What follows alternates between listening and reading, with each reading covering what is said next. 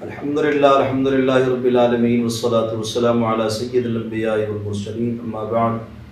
سامعین عزیز وقار، آج کا موضوع ہے اللہ کے ولی کی نشانیاں اور علامتیں، کیونکہ اس پرفتن وقت کے اندر، اس بربریت کے وقت کے اندر ہر شخص دعوے دار ہے اور ہر دوسرا تیسرا شخص ولایت کا ڈھونگ رچا رہا ہے، تو اسی لیے اللہ کے ولی اور مخلص لوگ، کیونکہ یہ ولایت کا جو درجہ ہے یہ کوئی چھوٹا درجہ نہیں، ولی بمعنی دوست، یعنی رب کا دوست بننا، رب کے قریب ہونا، تو اس کے لیے شریعت ظاہری کے ساتھ ساتھ معرفت، طریقت اور حقیقت کا بھی علم ہونا چاہیے۔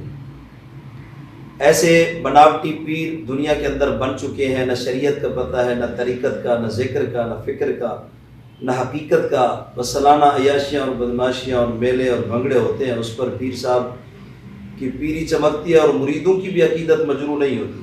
حالانکہ اللہ کے ولی کی نشانیاں اللہ پاک نے قرآن میں بھی ارشاد فرمائی اور حدیث رسول کے اندر بھی ہیں۔ قرآن پاک کے اندر اللہ نے فرمایا وَعِبَادُ الرَّحْمَنِ الَّذِينَ يَمْشُونَ عَلَى الْأَرْضِ هَوْنًا، فرمایا جو میرے بندے ہیں جب اس زمین پر چلتے ہیں تو عاجزی اور انکساری کے ساتھ چلتے ہیں۔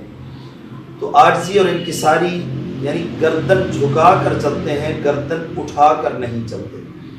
ایک تو اس آیت کریمہ کے اندر شروع کے اندر اللہ نے ارشاد فرمایا جو میرے بندے ہیں، حالانکہ کائنات کے اندر ہر بندہ کہتا ہے کہ ہم رب کے بندے ہیں، مگر یہ کمال ہے کہ رب کہے میرے بندے، وَعِبَادُ الرَّحْمَنِ الَّذِينَ يَمْشُونَ عَلَى الْأَرْضِ هَوْنًا، فرمایا جو میرے رحمان کے بندے ہیں، الَّذِينَ يَمْشُونَ، اور جب وہ چلتے ہیں عَلَى الْأَرْضِ زمین پر، ہونا عاجزی کے ساتھ، انکساری کے ساتھ، گردن جھکا کر چلتے ہیں، کہیں ایسا نہ ہو کہ زمین پر چلنے والے کیڑے مکوڑے ہمارے پاؤں کے نیچے آ جائیں۔ یعنی خوف خدا کا یہ عالم ہوتا ہے، ہر وقت ان کے دلوں کے اندر خوف خدا رہتا ہے۔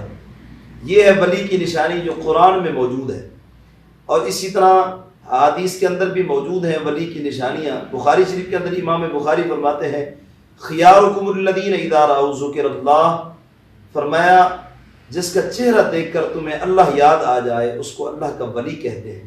یعنی ولی کی صحبت کے اندر یہ رنگ ہو کہ تمہارے دل کی دنیا بدلنے لگ جائے اور تمہارے دل کے اندر نیکی کی کشش پیدا ہو جائے، یہ جذبات پیدا ہو جائیں کہ ہم بھی اسی طرح نیکی کریں، نیکی کی خوشبو دل تک پہنچ جائے، دماغ تک پہنچ جائے، اور ایسی کیفیات کے بدلنے سے ہی پتہ چلتا ہے کہ ہم جس کی صحبت میں بیٹھے ہیں یہ کوئی اللہ کا مقبول اور عارف انسان ہے۔ یہ ولی کی نشانی ہوتی ہے کہ مات اس کی صحبت سے انسان کی دل کی دنیا بدلنے لگ جاتی ہے۔ یہ ولی کی نشانی ہے جس کو دیکھ کر خدا یاد آ جاتا ہے۔ اور پھر آگے چلیں تو سلف صالحین نے بھی ولی کی نشانیاں بتائی ہیں۔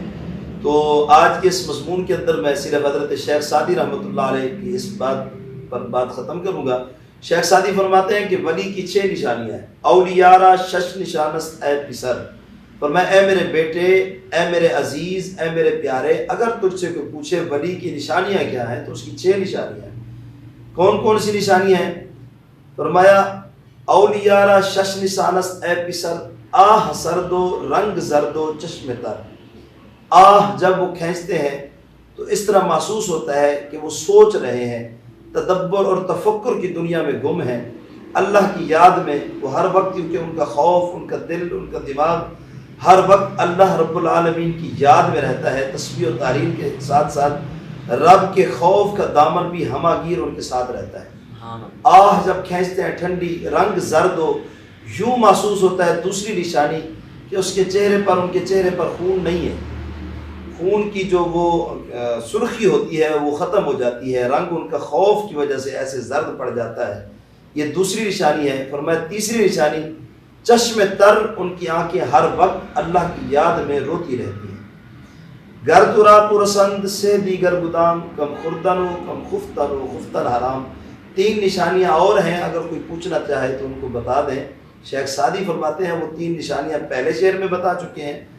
دوسرے شعر کے اندر آپ نے ارشاد فرمایا کہ وہ کھاتے بھی تھوڑا ہیں، سوتے بھی تھوڑا ہیں، اور وہ بولتے بھی تھوڑا ہیں۔ یعنی زیادہ وقت اللہ کی تسبیح اور تحلیل کے اندر، عبادات کے اندر، معاملات کے اندر وہ گزارتے ہیں۔ جیسا کہ حضرت سیدنا پیر میر علی شاہ صاحب رضی اللہ تعالیٰ یہ حسنی حسینی سید زادہ غوث پاک کا شہزادہ حضرت سیدنا پیر میر علی شاہ صاحب رحمۃ اللہ علیہ، آپ نے ایک اپنے مرید کامل سے فرمایا دن اور رات کے اندر اتنی نمازیں ہیں کہ میں تمہیں بتا دوں تو وہ کتنی نمازیں ہیں، شاید تمہارے دماغ کے اندر وہ بات نہ آ سکے۔ تو پوچھنے والے نے پوچھا حضور کتنی نمازیں؟ کچھ نمازیں آپ نے انگلی پر آپ نے گنوا دی۔ تو نماز تہجد سے شروع کیا، فرمایا نماز تہجد ہے، پھر کافی ساری نمازوں کا ذکر کیا، اس کے بعد فرمایا نماز فجر ہے، پھر اشراق ہے، پھر چاشت ہے، پھر اس کے بعد پھر آپ نے اپنا حضرت اویس کرنی کے نوافل بتائے، اور اسی طرح تحیۃ الوضو ہے، تحیۃ المسجد ہے، صلاۃ غوثیہ ہے، کافی نمازیں بتانے کے باوجود پھر آپ نے کافی نوافل بتائے۔ پھر فرمایا ظہر ہے، پھر ظہر کے بعد نوافل بتائے، پھر فرمایا عصر ہے، پھر عصر کے بعد مغرب ہے، پھر مغرب کے بعد کافی نوافل بتائے، ان میں اوابین بھی ہے، پھر نماز عشاء ہے، پھر نماز عشاء کے بعد جو نوافل کی ایک کثیر تعداد بتائی۔ تو اس نے کہا حضور اتنی نمازیں ہم تو 5 بھی نہیں پڑھ پاتے۔ فرمایا یہ اللہ والوں کو نصیب ہوتی ہیں، جس کو اس کا قرب نصیب ہو جائے تو اس وقت فرمایا اس کو نیند زیادہ نہیں آتی، ہر وقت ان کا اللہ کی یاد میں، تسبیح میں، تحلیل میں، ذکر میں، فکر میں گزر جاتا ہے۔ تو اسی طرح یہ بھی ولی کی نشانیاں ہیں کہ وہ کھاتا اسی لیے تھوڑا ہے کہ کہیں غفلت نہ ہو جائے، کہیں سستی نہ ہو جائے، کہیں نیند کے ڈیرے نہ لگ جائیں، تو اس لیے تھوڑا کھاتے ہیں۔ جتنا تھوڑا کھائیں گے اتنا زیادہ جاگ کر اپنے رب کو منائیں گے۔ رات پوے جے بے دردانو نیند پیاری آوے، درد مندانو تانگ سجن دی ستیاں آن جگاوے۔ ہم لوگ تو دن لہو کود میں، کھیل کود میں گزار دیتے ہیں، اور رات پتہ نہیں لوگ کہاں کہاں، کوئی سکرین پر، کوئی اخبار پر، کوئی موج مستی میں، کوئی چوک اور بازار میں گزارتا ہے۔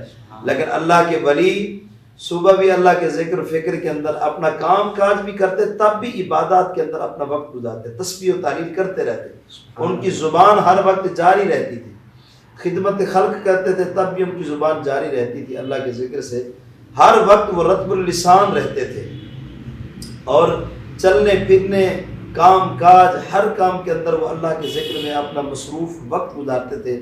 بالخصوص جب رات کی گھڑیاں آتی تو عشاء پڑھ کے فوراً سو جاتے۔ پھر جس وقت عام لوگ یعنی غافل لوگ سوتے ہیں پہلی رات جاگ کر، تو اس وقت وہ جاگ کر، کیونکہ اس وقت میری رب کی رحمت بلا بلا کر دامن کرم لوگوں کے بھر رہی ہوتی ہے، اس وقت اللہ کے ولی سوتے نہیں بلکہ شب بیداری کر کے اپنے روٹھے ہوئے رب کو مناتے ہیں۔ سبحان اللہ۔